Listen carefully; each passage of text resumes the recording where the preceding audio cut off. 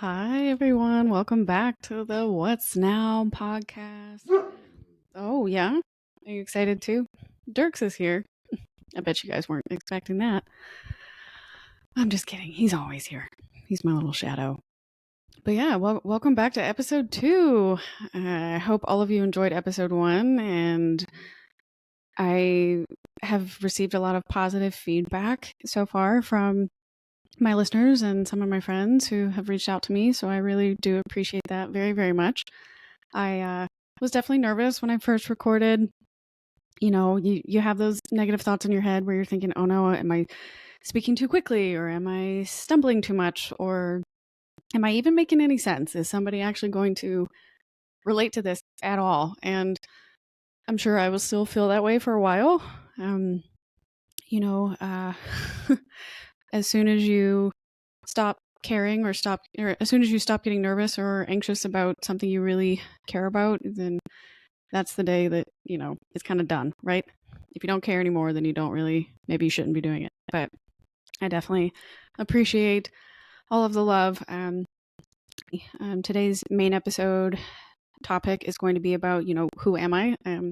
Not everyone is aware of my upbringing and my career path, and maybe you could relate to the topics that I brought up in episode 1, but I think it will give you a bigger picture of who I am and why I have been struggling about certain things about my life and what it is I used to care about compared to what I am trying to focus on now. And hopefully you will be able to find something that you can relate to for your personal experiences or the industry that you're coming from or whatever you may be going through. So hopefully these stories will be helpful for you.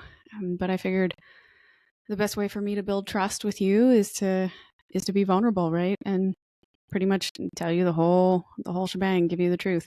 But we'll go through that. I'm recording on a Friday night. I had intended to do this episode a lot earlier, and to be honest, life just kept getting in the way. I had some other stuff going on, and then Dirks was sick, and then we had a storm, and I couldn't really record because I was afraid of the background noise. And since I'm still an amateur at this, I'm not entirely sure how to edit some of that out, or if I could have even controlled for that or not. But tonight's the best night. So Dirks is here with me. I poured myself a little tequila because I need a little bit of liquid courage to tell some of these stories tonight. But overall, get comfortable, grab a drink, and hang out. But if you're driving, don't do that. Obviously, water only. But okay, so let's get started. I am originally from Nashville, Tennessee, born and raised. So you're welcome. A unicorn is the host of this podcast. I currently live in Nashville as well, but my path for how I got back here is a little convoluted. So I was born and raised here in Nashville with my parents and my brother. I went to Hume-Fogg High School, so it was a magnet school in downtown Nashville. And then I graduated and decided to go to Ole Miss, so the University of Mississippi. I had received a scholarship and got into the honors college, which I was told a very prestigious thing. So I figured, what the hell? And I did love the campus. It's absolutely beautiful down there. Oxford has its own pulse and vibe, and it's really hard to explain to people unless you've been there before. Oxford's not just a place, it's a feeling, I learned the true meaning of nostalgia by going to school there and coming back to visit when I can. It's lovely. It really is. I went to the University of Mississippi, and I originally I had in my head that I wanted to be a neurosurgeon. Little nerdy Amanda graduated and thought, oh yeah, I can totally pull that off when I had barely passed physics in high school. But I apparently had the confidence to start as pre-med when I first got there. And spring semester of my freshman year, the criminal justice school actually opened a new minor opportunity. It was called, they opened a specialty, I guess, and it was called the Center for Intelligence and Security Studies, where you could get a minor in intelligence and security studies. And so my spring semester of my freshman year, I took the Intelligence 101 class with Dr. Carl Jensen, and it honestly changed my life. I learned more about law enforcement and the history of intelligence, not just in the US, but across the globe. And the US's place in the world and how our country impacts international politics in that kind of way, and what intelligence actually is and how it's utilized, and the efficacy of that type of program when done correctly. And so I absolutely fell in love with that and loved the class and decided to do the study abroad summer semester after that. And we went to England and Scotland with some other students from a different school and spent about 3 months abroad learning from staff at MI5 and MI6 and various professors in Scotland and England. And I just had a blast. We studied serial killers and comparative law enforcement classes. So we learned about the history of serial killers through the lens of the FBI, of course, but then also pathology and criminology examinations and forensic studies. And then you could also opt to take the law enforcement comparison classes. So you would learn a lot more about how the British government runs their law enforcement agencies and their justice system compared to ours, and vice versa. So it was super interesting. And I couldn't get enough. And so I switched. I had started out with certain classes and ended up switching out of neuroscience into a major in psychology and the minor in intelligence and security studies. And Dr. Jensen and his staff were absolutely wonderful. I did an internship with Melissa Graves. She is now a professor at the Citadel. Shout out to Melissa. I became a research assistant for her and for Dr. Jensen over the next couple of years and would help them out with their intelligence conferences and their training exercises for students across the US. And I ended up doing my senior thesis with Dr. Jensen, and I was very grateful for that. My senior year was actually rough. Emotionally and academically, it's just challenging while you're trying to balance your classes, your volunteer work, your applying for schools. With a bachelor's in psychology, you can't really do a whole lot. You have to actually ideally go and get either a master's or a PhD. And so my senior year, I was having a bit of a rough go. The path that I thought I was going to take in clinical psychology was not panning out like I thought. And so the professors that I had originally signed up with to do my senior thesis, long story short, we weren't a good match. I think I was still just a little bit immature for the research that they wanted me to do or participate in, and I didn't fully understand. Maybe not fully understand, but do you guys ever remember when you were in school and you'd get an assignment, and some assignments were super easy for you to do because you actually really enjoyed the subject, or you liked debating that particular topic, or you liked researching whatever that particular aspect of science was, and you came back to school and you were so excited to actually do your presentation or turn in your paper because you actually liked what you did or what you wrote or what you produced. My senior year, the original group that I was working with, it was research that I had not done myself, and so it was something that I just wasn't passionate about. So I found it very, very hard to actually get going and start a draft, and I was starting to panic. The first 2 months of school had gone by, and I was mid-October, and that professor and I had a falling out, and So I went to Dr. Jensen's office. I don't know if he'll remember this or not, but I went to his office and basically, from what I remember, I basically was like, so I have messed up pretty badly. I need a senior thesis. These are the things I'm interested in. Would you, if able, would you be willing to be my thesis advisor so I can finish this project and graduate? I want to combine X, Y, and Z topics. And he was incredibly understanding and very generous with his time and did say yes. He helped me come up with a new topic. We pivoted a little bit, still psychology related, but at the time he had a lot of connections in local law enforcement, and in community policing was a hot button phrase. And so there was a lot of research coming out from sociologists and stuff about how police presence and police education programs can impact your community for them to help build better relationships with community members, with law enforcement, and what are the best ways to go about doing that. And so I did it from the perspective that I understood from the terrorism classes that I had been taking. When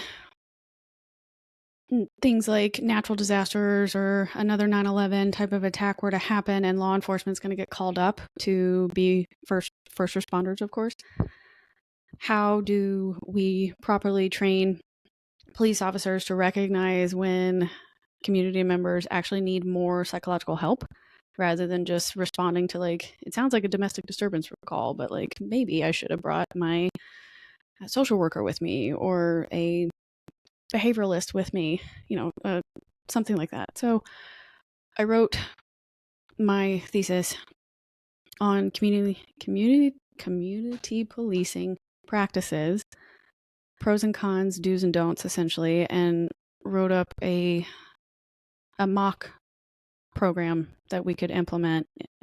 If I had continued to publish the rest of the thesis, phase 1 was published, but phase 2 would have been actually taking the mock exercise that I had wrote and trying to implement it with a group and see if it would have been effective or not. So I really, really am very, very grateful for the Intel School and the Center for Intelligence and Security Studies and all of the friends that I made there and the staff, because they impacted my life in so many positive ways, in more ways that I will ever be able to explain. But I care for them all very, very deeply, and they inspired me so much to pursue this entirely different line of career that I had never thought about when I was growing up. I did intern for the marketing agency that I work for now, and there were a lot of, and still are, a lot of veterans that I had worked with, or active duty soldiers, if they were, or National Guardsmen and women. So they would do part-time service and full-time civilian job. So I was exposed to a lot of people from different branches and military backgrounds, military families, and I learned a lot about the physical and mental toll that takes on an individual service member and their families. But I never actually thought about stateside or community level or federal level law enforcement. That was something different for me. So I am forever grateful to those teams and that staff there. I don't think I would have been anywhere close to the career that I had if I hadn't met them. After the thesis, it got close to time to start getting your acceptance letters for graduate schools. I had applied to 18 or 19 different PhD, clinical psychology PhD programs. I was trying to apply to as many private and state school programs as possible that specialized in PTSD or working with veterans. There were a few private schools in California that did specialize in, like, the psychology of terrorism. They had a lot of very well-known professors who studied that. And this is so embarrassing, but out of 18 or 19 of those schools, I was only accepted into the 2 private schools. So I did travel there and go to the orientation type weeks for those 2 schools. But when I got there and they gave the briefing for the financial aspect of going to school there, either one of those was going to cost anywhere from $150,000 to $250,000 to go to school there for the 5 years. And I didn't have financial help if I was going to go through that. I had been lucky that my University of Mississippi schooling had been paid in full. So I wasn't walking into grad school with debt, but if I had gone to those schools, I definitely would have walked out with massive debt. So that was, at the end of the day, as awesome as it would have been to go to those schools and as fascinating as that, PhD in clinical psychology would have been. My parents, they sat me down. We're just like, we beg of you, we'll support you. If you need to take a year off, you need to think about going somewhere else. You want to apply to the state schools again after you maybe go get some more experience. We can do that. But please, we beg of you, do not go to the private schools and get that much debt, right? It's really not feasible for your future. So I took a step back and decided not to do that. And instead, I did casually talk to some recruiters. I knew friends at Ole Miss that knew some Marine Corps and Air Force and naval recruiters. So I had met these people in passing, but I never actually signed any paperwork, of course. I did not join. I did like the degree that I had, but I didn't know how to apply it. And when those programs didn't pan out the way that I thought, I moved on to looking at maybe doing Peace Corps or AmeriCorps. My mom had told me she knew other people whose kids from Nashville had done these types of programs and really loved them. So they encouraged me to take that time off. I didn't get into the schools I wanted, take the time, do something else. And I ended up finding an offshoot of the AmeriCorps program called FEMA Corps. And FEMA Corps is the Federal Emergency Management Agency branch of the AmeriCorps NCCC program. So AmeriCorps offers domestic-based volunteer opportunities for people typically between 18 to 24 years old. But I ended up doing FEMA Corps, which means we were assigned, once you got into the program, you were assigned to one of 5 different bases. My base was right outside of Baltimore in Prairie Point, Maryland. And we would deploy whenever FEMA needed additional assistance for disaster response. And I'll be honest, I walked into this program with a little bit of a chip on my shoulder. I not that I necessarily thought I was better than anyone, because I definitely wasn't by any stretch of the imagination, but I guess I had the idea that I should have been somewhere else, right? Like, I'm not supposed to be here. Like, I'm supposed to be in grad school, or I'm supposed to be in San Francisco or New York or DC studying blah, blah, blah, and not Baltimore, not Maryland, which is a terrible way to think. And unfortunately, that type of hoity-toity negativity can spiral. And so as soon as I had arrived, my plane was late getting there. You were only allowed to bring like a certain amount of luggage, and I had never tried to downsize before. So I show up there with too much stuff. Well, I show up late with too much stuff. And then when I get there, because my flight was late, I didn't get picked up on time with the last bus. So I had to get a separate bus to come and get me. And then I did show up to orientation where they're distributing all your gear, where you're getting your uniform, your boots, your rucksack, essentially, because not only were you supposed to downsize before you got there, you have to downsize again. They only give you like 2 small duffel bags to take with you for the entire year while you're on contract. And you have a home base and a locker that's assigned to you. But essentially, every single time you leave base, you downsize again into your only 2 small bags, and you put anything that doesn't fit into the bags back into the lockers. So it was a little bit chaotic.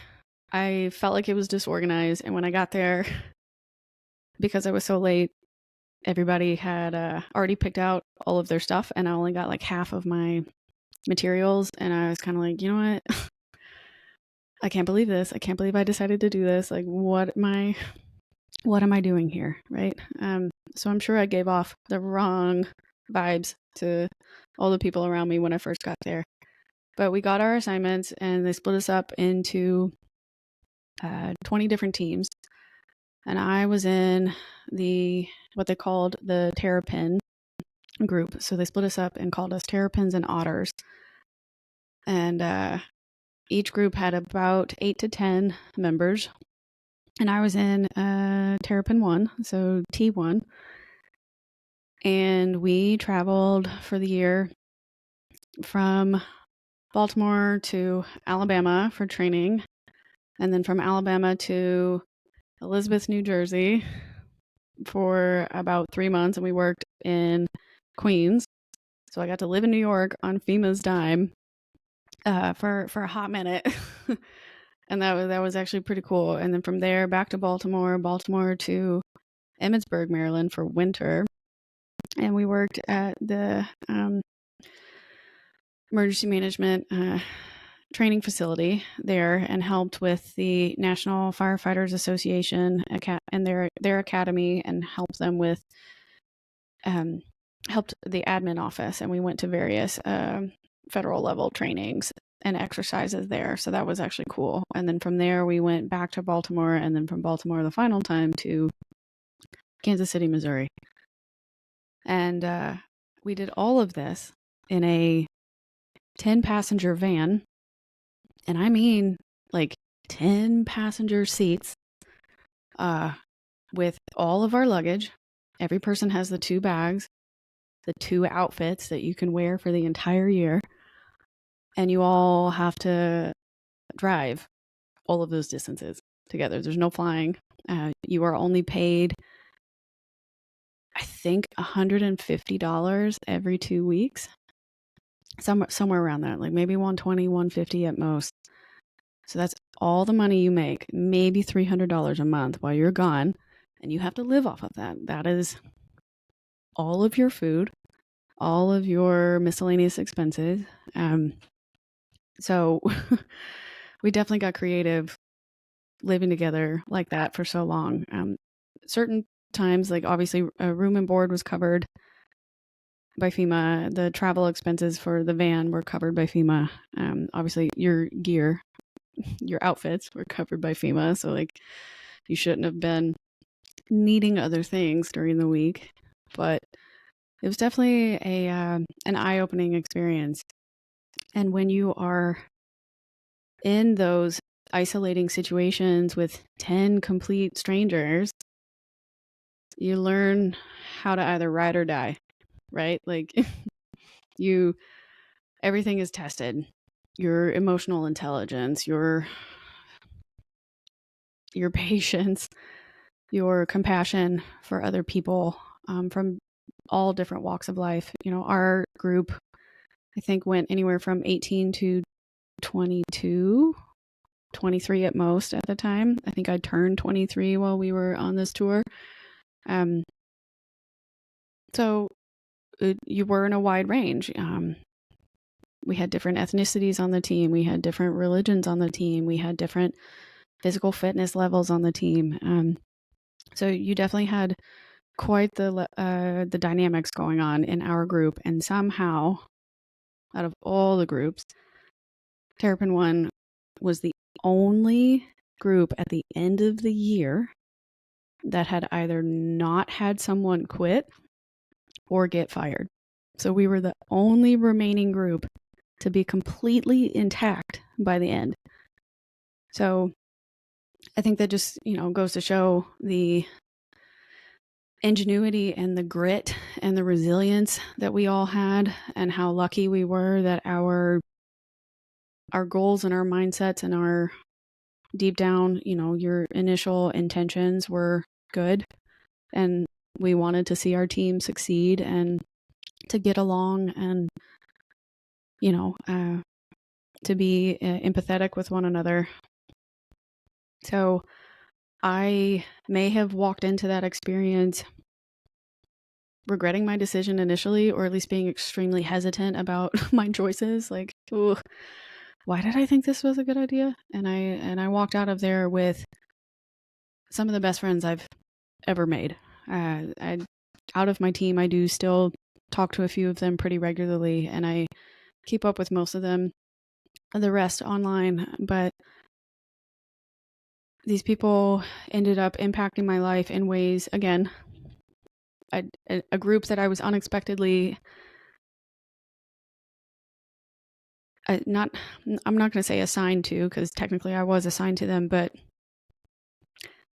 the universe put them in my path for a reason. The same way that I think the universe told me, no, you're not going to go to UT Knoxville, like all your other high school friends, you're going to go to Ole Miss. No, you're not going to be a neuroscientist. You need to actually study law enforcement and consider a career in intelligence. And this is why. Here are these people that are going to improve your life and expand your way of thinking. No, you're not going to be a psychiatrist or a clinical psychologist at the VA. You're going to go work for FEMA for a year and learn what it means to be truly at your absolute worst and lowest points. And you're going to turn around and help people get through that. You're going to be there when their houses are flooded and taken away, when a tornado obliterates their town, when a mudslide destroys their schools, when a wildfire spreads across their neighborhoods. When people think that they have lost everything, you have to show up and walk them through that process. And that was a humbling experience. And I definitely not only learned a lot about myself and my teammates, but just the humanity of American citizens across the country. We got to experience some really cool things in those various communities, and I'm very grateful that I did not go where I thought I was supposed to go. What I thought was meant for me turned out that it wasn't, and I'm very glad that it wasn't. I'm very glad that I took that leap and trusted myself with joining FEMA Corps.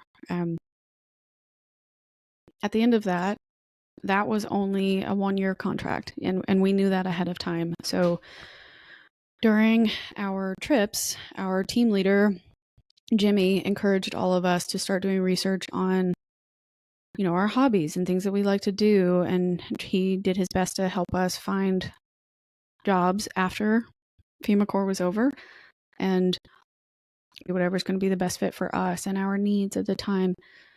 And so I started looking at grad schools again, and I reached back out to the intelligence and security studies staff and asked them, hey, if you know anybody that's hiring, I think I'm going to pivot after doing a year with the federal government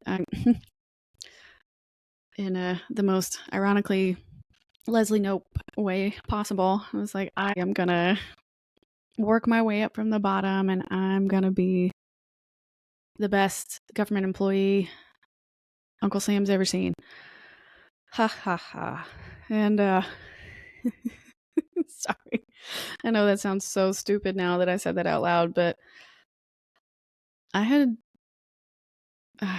know if it's totally naivete, but I had an idea. I had an idea in my head and I wanted to go for it, but I didn't know how to make it happen. So I reached back out to the Intel school, and at the time, the other graduate assistant that was working there, he knew of a recruiter who had a contract at the FBI at the time, and he put me in touch with that recruiter.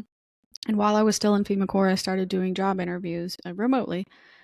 And I had a couple of offers from different places, but this particular recruiter, he did a good sell. I'll give him that. And me being naive, he sent me over the paperwork to sign for my offer letter, and it was the biggest amount of money I had ever seen. Right? Like at the time, I was like, "Whoa, that's crazy! You want to pay me what? With what degree? Are you sure?" Like, oh my goodness. But little did I know, that was basically poverty level for DC.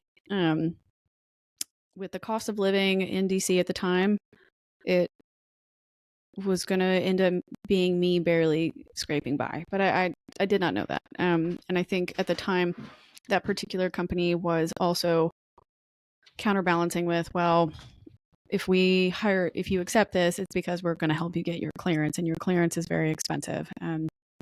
So I signed the paperwork, and it took, let's see, that may have been March or April of 2014, and it took another year for everything to start, for everything to go through and for me to actually get on board. So I graduate from FEMA Corps. I say goodbye to Terrapin 1 and all my close friends there. And it was tough. That was definitely a hard goodbye. But I took that summer off before having to move to DC. But I had accepted a graduate student slot in Georgetown. They also had a security studies program, which was kind of like the sister school to their international studies program. But this was particularly for a master's in a master's in security studies, but you could get various focuses. So you could either do military history, war strategy. You could do what I did with terrorism and substate violence. They had one for technology, and they had another one for public policy kind of thing. And I chose terrorism and substate violence. So most of my classes were all around, again, grand strategy, history of terrorism, counterterrorism techniques, counterinsurgency classes, briefing classes as well. It was a lot. I definitely did not perform as well as I could have if I wasn't working full time. It did take its toll for sure, and I don't think I got as much out of it as I could have if I could have been a full-time student. But just at the time, I was a contractor at the FBI, and I was brand new there, and I didn't want to mess it up. So I did the best I could. So I definitely got a phenomenal network by going to Georgetown, and I met some very, very cool people that were in my classes, and I'm proud to say still connected with people that have inspired me day in and day out with their jobs and their life stories and the impacts that they are making currently either in think tanks or with journals, or again working in academia, or they're starting their own businesses and security firms. The sheer drive and intelligence that you could walk into when you walk into a room, you are definitely leveling up every time. You walk in there feeling like the biggest idiot in the room, but then you walk out thinking, oh my gosh, I have learned so much more, and I can take some of this back with me. To be honest, my nerdy self kind of wishes I still had some of the syllabi with me so I could go back and read some of these books again for actual absorption. Like, I think I was speed reading most of the time, just scanning, making sure I could pass the class just because I was working so much. But yeah, most of my early years in DC were spent hustling from the Hoover building over to West Side to Georgetown to go to school at night and then go back to sleep and then do it all over again. I also, in my early 20s like that, had a wild hair in DC thinking I wanted to get into bodybuilding. I had served as the physical fitness trainer for Terrapin One. So for the whole year that I was with that team, back and forth in that van, I was in charge of everybody's physical fitness training for the year. So I really got into health and nutrition and supplements and personal training techniques and how to help people in and out of a gym. And it sparked my interest in, trying to maintain a healthy lifestyle and how to do that when you're working full time, right? And not everybody has a fairly active life. So I guess either because I'm a masochist or I just knew deep down I needed to take care of myself physically, I decided to work full time, sometimes 40, 60-hour weeks at the Bureau, and then go to school for 20 hours or more a week and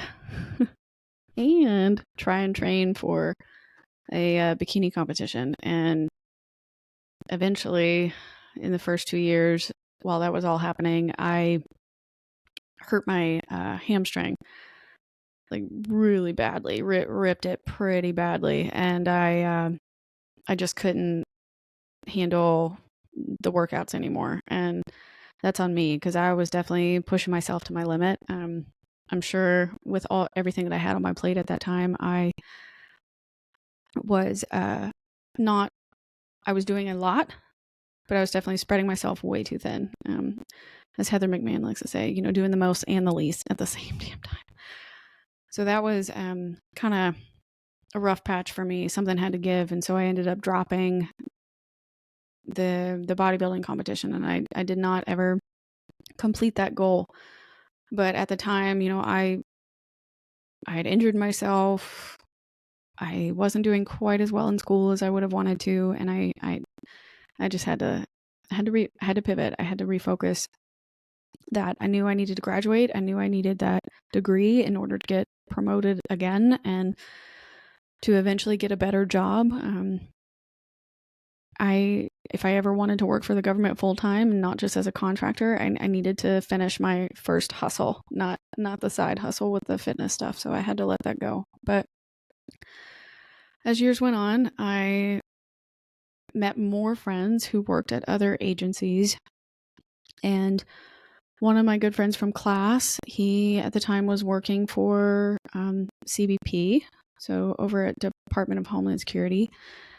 And he had a TDY job where he was temporarily assigned to the executive office of the president. So he had been working off and on between CBP and the Obama administration. And then after the Trump administration came in, just like any administration does, they obviously have turnover for the previous presidential administration into the new one. And so there was a bit of turnover at the vice president's offices and at the executive office of the president. And my friend had heard about positions with the National Security Council. And he told me that he put me in for some positions that he thought I'd be a really good fit for, and that he wasn't sure if any of them would pan out, but there was one that he thought would be really good for me at the time in the Transnational Threats Division. So I thought, that sounds amazing. I'm honored that you would, one, think of me, and two, believe that I could, serve in a position like that. But yeah, sure. What the heck? I can obviously do the interview. Worst comes to worst, they say no, right? So my friend put me up for this job.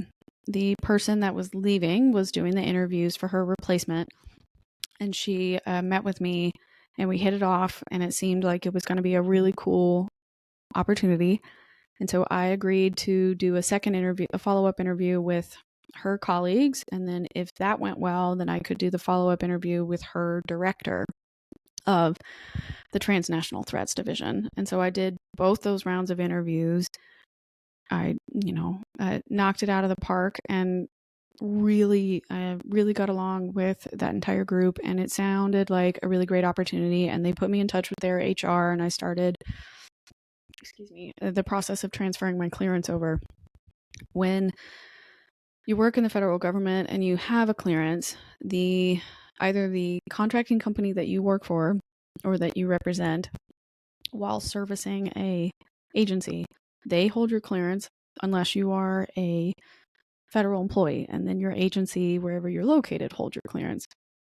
When you need to or want to switch jobs, if you are switching to a different agency, not all agencies accept the same background check process or use the same systems to hold your clearance and validate it. So when I was switching from the Department of Justice over to the Executive Office of the President, they use two different systems. And so it takes a while to transfer a clearance. But once a transfer is initiated, your current agency is notified pretty much immediately that it's being requested, and then they have to start the release process. So while I'm in the middle of talking to the HR division of the Executive Office of the President, the contractor that I had worked for at the time was notified that my clearance was being transferred and proceeded to manipulate and bully me and essentially make my job at the time a living hell, even though I had already stayed far longer with them than my original contract had requested. So I had met my end of that deal already. So unfortunately, it was really toxic, and I ended up leaving early out of spite when I was cornered into a meeting room with my contract officer and his assistant. So it was very awkward, and not appropriate, right? Like it's not the way that you should leave a job. It's not the way that you should tell your employer that you are leaving. You shouldn't feel manipulated and pressured into a situation that you didn't want to be in, out of respect for everybody involved, right?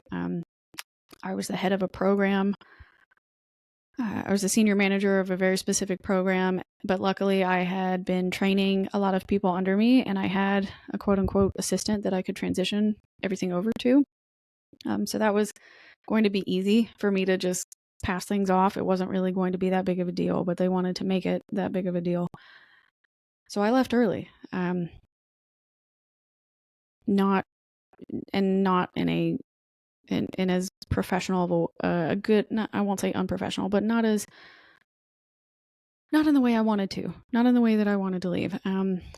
So I stopped working for the Bureau and switch over to the Executive Office of the President stuff. And I go to my first week of orientation and turns out the agency that was in charge of completing the transfer of my security clearance had dropped the ball.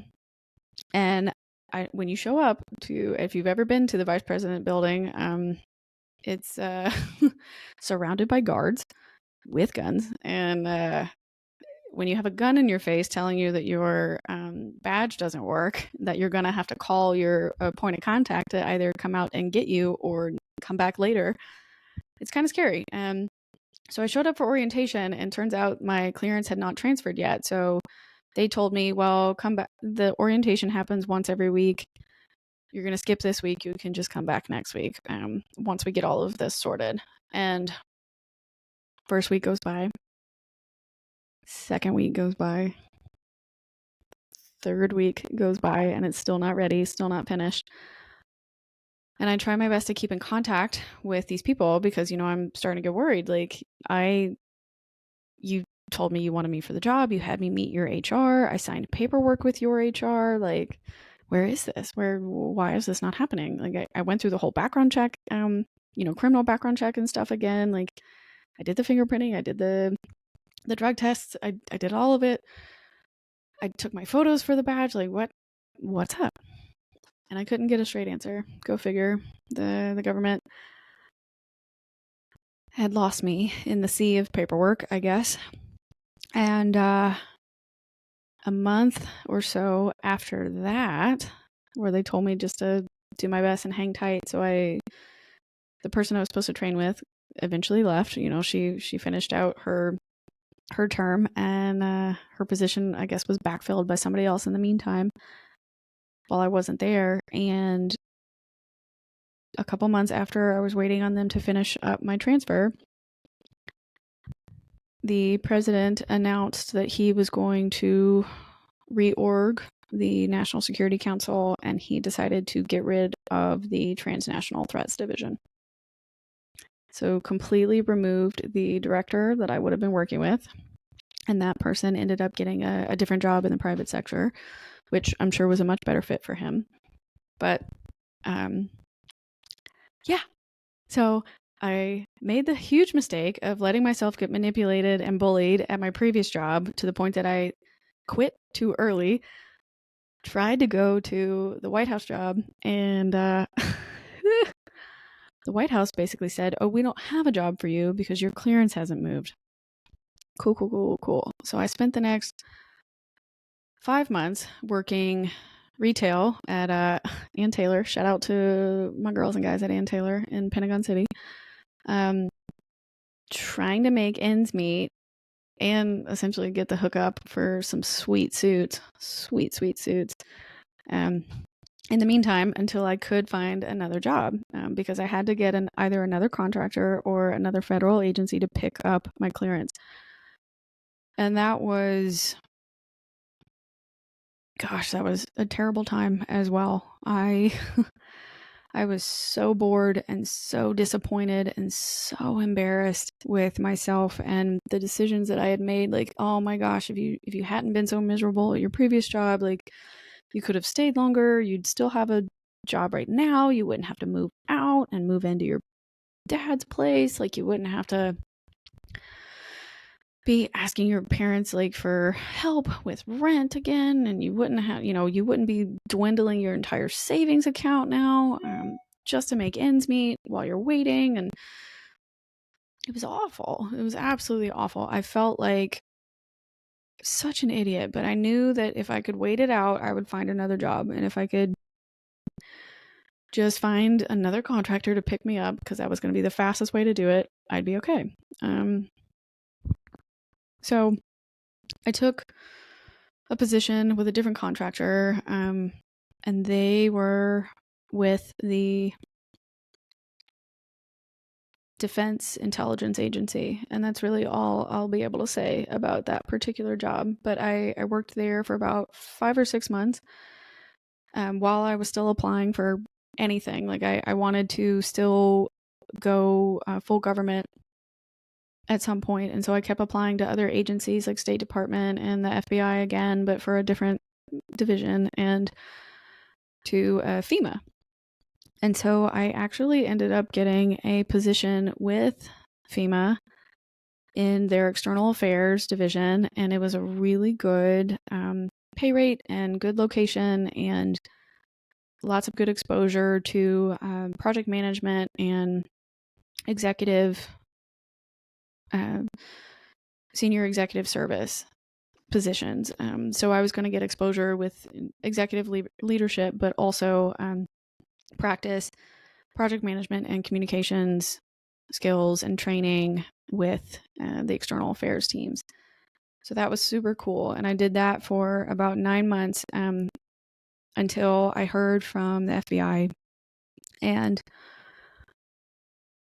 accepted a position with them as an intelligence analyst. And so in the summer of 2019, I went to Quantico. I went to the FBI Academy and spent 3 months there doing their intelligence analysis training. And then they assigned me to work in the Philadelphia field office. And I was, at the time, super excited. Philadelphia was in the top 5 of the cities that I had ranked.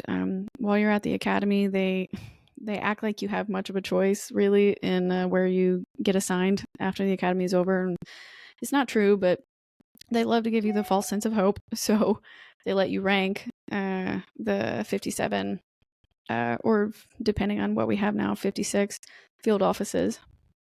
And so I ended up getting Philadelphia, which was number 4 for me. And I transferred there, and Philly at the time was a pretty reasonable place to live. And I was able to buy a house and, start a whole new chapter that I thought was going to be great.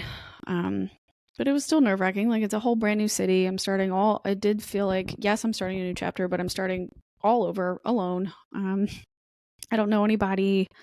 It's the first time I'll be doing this particular job for this different subject matter. And I was nervous, right? Like, I felt confident in my skills and my ability to jump the learning curve, but it's always a little nerve-wracking when you're by yourself somewhere completely new, or at least it was to me. I get there in October of 2019, close on the house in December of 2019, and then winter hits, and there's not a whole lot to do in the north when that happens. And then March of 2020, the world shuts down with COVID. So the entire city closes for months. Closes, reopens, closes, reopens, closes, reopens. And our office was a bit chaotic. Again, can't talk about what I did while I was there, but we were home for a lot. So I was alone a lot. And I think at the time, this was when I really started to have a lot of my priorities challenged, right? While I was in Philly, just because we were at home doesn't mean you weren't going to stop working. So we're still working, 40, 50-hour weeks. We're still investigating, threats on law enforcement. In the summer of 2020, the city's literally being put on fire. There's left-wing rioting, right-wing rioting, human trafficking problems, organized crime issues, cyber security issues, counterintelligence issues, lots of things going on every single day. Crimes against children too, of course. White collar crime, very common, and surprisingly in Philly, all the time. So there's so much work to be done. You're never not working. And in 2020, obviously there was we also had the election as well, and coming after, huge, impactful and, national sweeping movements like Black Lives Matter, and trying to stop hate crimes against, Asian Americans, and, attacking police officers all over the country. There was a lot, and there's a lot of stress in the office as well. Just because we're federal, I was part of federal law enforcement doesn't mean that they were necessarily immune to those same conversations and emotions and struggles that everyday Americans were also feeling and dealing with. And it was just a lot.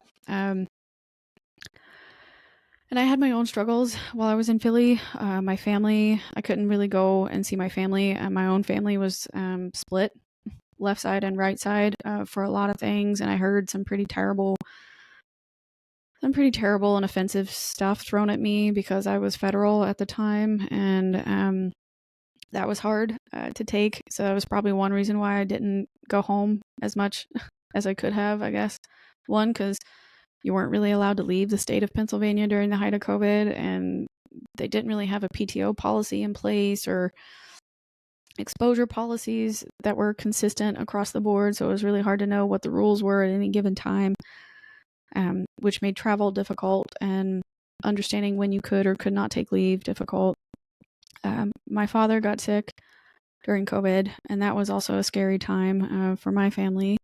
Luckily, he recovered and everything's okay now, but it was just a lot. I also dealt with stalking while I was in Philly. I had people try and throw me into their vans while I was there. I had people follow me home before. I had somebody try and steal my someone plugged in a generator to the outlet.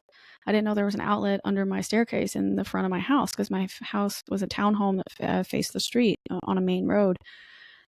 And somebody was squatting in a different house that was under construction a couple doors down and plugged in a generator into my house and was stealing electricity from me in the middle of the night. So I had that happen. I had a sewer pipe break under the, or one broke further up and on a couple blocks ahead of me, but it caused a blockage under the street in front of my house, which caused a backup of sewer water and things that people put down drains went into my house and flooded my basement. So I had that happen while I was living there too. Just a lot of uncomfortable and frustrating things. I also had 2 homicide cops assigned to the 17th precinct come to my house twice looking for ring footage of possible murder offenders, violent offenders, apparently escaping the scene, either running down my street or driving down my street. So that happened too while I was living there. It was rough, and that was just the environment alone. Like my personal life was hard to deal with while I was there. I'm not going to get into the work aspects or why I felt like it was a toxic place for me to work, but it just ended up being so, and it wasn't a good fit. So for about 3 years, all of those things were piling up. And I thought I was dealing with it because I wasn't reacting, right? Like I thought I was fine because I was trying to keep it all together. And the truth was, I was there were more and more days where I was crying myself to sleep at night because I was just like, this is insane. Like, this is not a real person's life. Like, this is definitely not a normal situation. This is not how this is supposed to go for you. You're going to have to figure out how to make a change. You have to get out of here. You have to do something different, but I didn't know what, because this job was the only thing I had worked for 10 years. Like, I had been trying to break into the FBI, and in terms of career, not like actually like robbing them or anything. No way. But it was the only thing that I had ever worked on for, it's the only thing that I, cared about. I was studying to be an intelligence officer. I was studying to be a strategic analyst. I was working on, task forces for counterterrorism concerns, for crimes against children and human trafficking, for domestic terrorism. I felt like that job, even if nobody saw me do it, even if nobody ever read all the papers that I had been writing or all of the reports that I had done, I was impacting history every single day. I walked into that door to uphold the Constitution of the United States and to preserve the rights of the American people. That's the mission. That is the plan. You protect the United States and uphold the Constitution, which includes your civil rights, your First Amendment rights, your right to hate me for being a federal employee, your right to protest what you believe the government should be doing or should not be doing, your right to your own bodily autonomy, your right to your religion, your free speech, all these things. Everything that makes you a citizen of the world, essentially, we were there to protect. And they still are. But I valued that job very much because it felt like I was giving back to the world in a way that I had not done before. When people do like USAID or FEMA or, Peace Corps, like you want to be a part of something bigger than yourself. A lot of people say that sometimes when they talk about why they joined the military or why they agreed for the service. And it's like, because you want to be a part of something that's bigger than you are. You want to know that you made an impact on the world in some way. And I really believed that I was in that job. And it was really hard for me to reconcile with the fact that something I used to love and deeply, deeply identify with turned out to not actually act that way all the time. To not actually practice the values that it preaches. And I know that that's probably because it's just too big, like it's a bureaucracy, ironically, in the name. But when you have, anywhere from 35,000 to 37,000 employees, it's very difficult to maintain true and ethical and fair culture across the board, right? It just wasn't happening. And that was devastating to see and to experience. And to have your, for lack of a better term, your bubble burst, right? Like the agency that I was sold, the agency that I knew it could be, was just not there anymore, or it wasn't living up to its potential. And that was heartbreaking to witness and heartbreaking to come to terms with the fact that maybe individually there were people that wanted to make that change, but on a massive scale, nobody cared. They were in that particular position for themselves and for their career, their path. They're in their lane. Stay in your lane. Stay in your lane. Which, to a certain extent, yeah, you're right. Stay in your lane. You're less likely to ruffle feathers. You're less likely to make a mistake. Whatever. But I think there were times where staying in your lane came at the expense of the mission, and that's just something I wasn't willing to be a part of anymore. So I decided to leave. After everything with COVID and after everything professionally that had happened and, the uncomfortable personal life that I was having, and let's be honest, sometimes dangerous personal life that was happening, I had to get out. So I decided to come back to Nashville and work for the marketing agency that I had done the internship with years and years ago, iostudio. They are a performance marketing agency over in Hillsborough Village, so kind of west of Midtown area.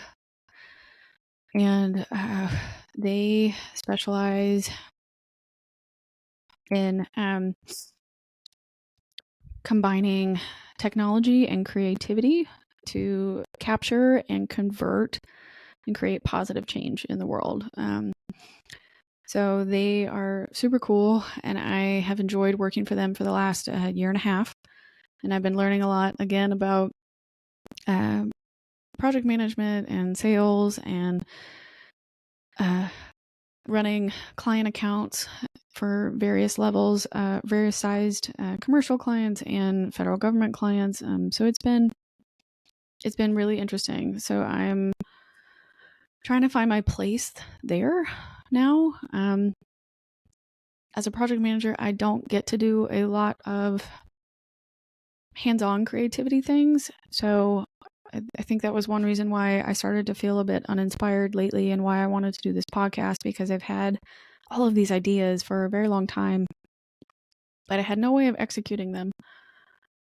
So I started to, get that nagging voice in the back of my head, like, okay, what now? What now? What now? What now? And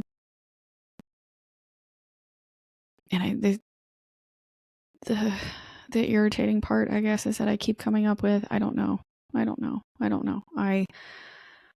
I left the only dream that I have ever known. The last 10 years of my life were spent pursuing this one thing.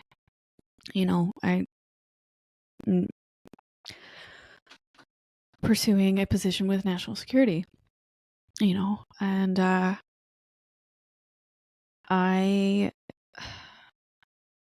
guess I didn't realize until I left and moved to Nashville that I had hung so much of my hat on my job. Like, I had hung up so much of my value in as a person and as a contributor, just a life on that. Like, I was protecting the Constitution of the United States. I was protecting the thing that binds the entire country together, whether you admit it or not. I was protecting the only piece of paper that proves whether you do or don't have something. And whether that was a good thing or a bad thing, I don't know. That's not the purpose of this episode, but I guess the point of me telling this giant long-winded story about all of my career ups and downs was to get to the point that, I don't know what's next. I don't know what to do, because I was so hyper-focused on that one thing and valuing myself for that one thing. And you just can't, you can't do that if you're stuck worrying about, what now, until you kind of broaden your horizons and what you think about yourself and what you bring to the table, you're going to stay stuck. I'm not saying that it'll fix it, but your value is not your job. When you're working in national security, or you're living in what they call the DMV area, DC, Maryland, Virginia, the culture there makes you think that your worth is tied to your clearance, level. What do you have access to? How high up can you go? Who do you work for? Is one of the first questions you always get asked, whether you're meeting people just casually or you're dating or whatever. They always want to know, who do you work for? How much do you make? And what kind of consultant are you? Gross. But the problem is that question gets asked so often, over and over and over and over again, you start to believe that. Like, you kind of just open with that, like a name tag. Like, you're at a conference. Hi, my name is level 7 and XYZ clearance, and I get this color as my top sheet. What top sheet do you get? Like, it's not that pathetic or silly, but it is essentially like that. Who do you work for, and what clearance do you have?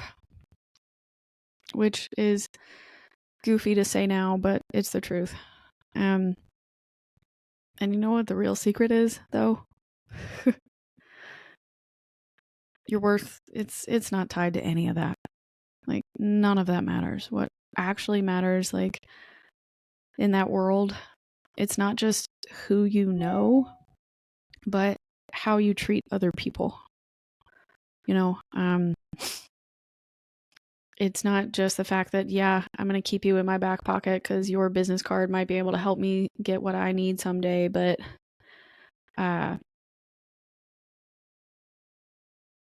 people, what is it, the saying, people may not remember what you did to them, but they will remember, or said to them, but they will remember how you made them feel.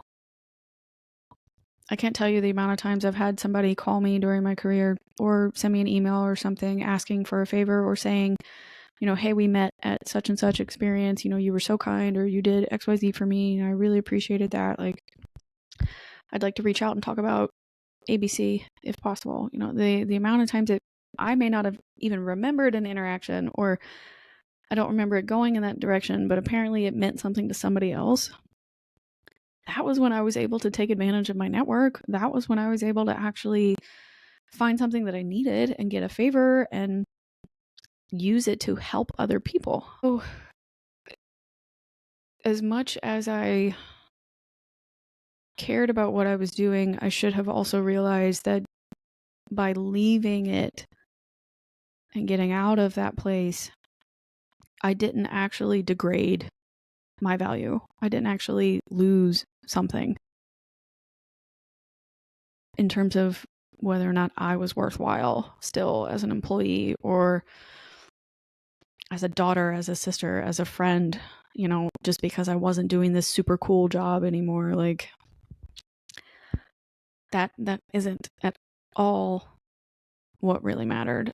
So if you are worrying about your career and your what now moment, I encourage you to pivot and think about, what are you doing, or what are you going to do when no one is watching instead. It doesn't matter what you're going to do now. Like, your what now, it's scary, you're in a tunnel, you're gonna get out.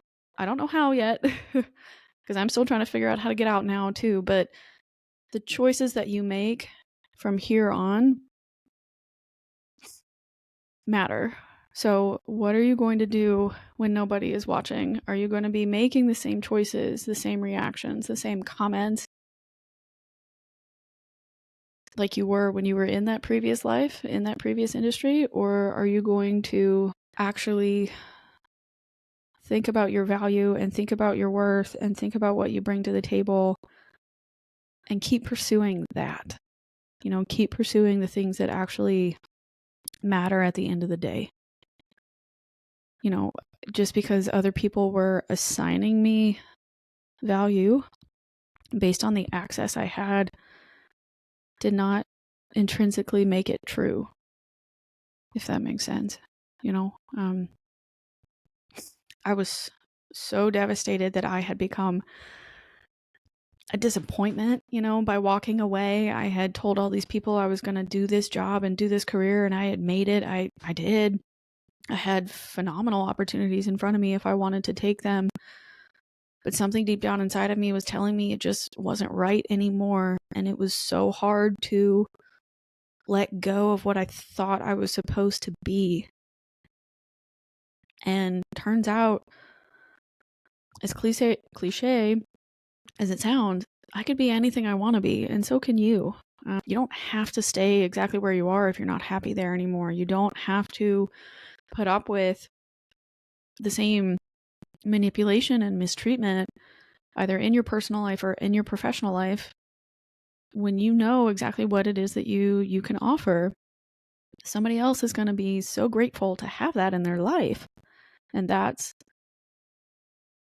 where you should be. Whether you stay in your same industry or not, that's up to you. But you need to be in a place where you feel valued and utilized and supported.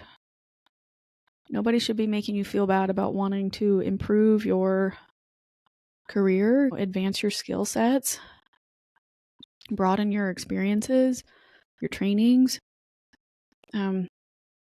You have to find the niche thing that's working for you. And only you are in charge of that. Nobody else is. You should find the people that are willing to support you on your way there. however you choose to get there. And I hope you do decide to do what's best for you, whether people are paying attention or not, whether people care or they don't. Because at the end of the day, the only person who can provide that validation is yourself. That's all for today's episode. This was definitely a bit heavier than I'd expected, but I hope that this provided some value to everybody. And you can send me an email with any questions. If you are listening on Spotify, you can provide also voicemail messages. If you want to send me a message or ask a question, you can always do that there. My email will be in the description box, but you can find me at askwhatnowpodcast@gmail.com. And there's also a link in the description box for all of my discount codes, the Instagram for the show, and let me know if you are interested in any other topics, and I'll do my best to get those covered. But in the meantime, remember to take care of yourself. Don't be so scared of the what now, and you do bring value, whether or not you believe it. But like, subscribe, rate, leave a review, share with your friends, and don't forget, wanderers are always welcome. Have a great day.